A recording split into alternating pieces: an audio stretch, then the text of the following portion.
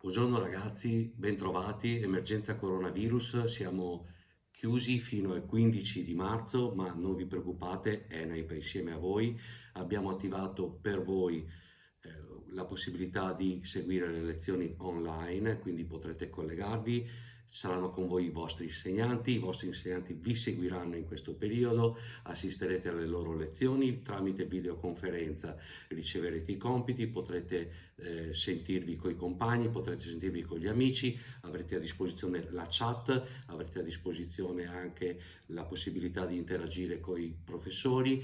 Siamo con voi, siamo in questo periodo tutti insieme, dobbiamo stringerci, dobbiamo continuare a lavorare e vogliamo esservi vicini in questo periodo così particolare.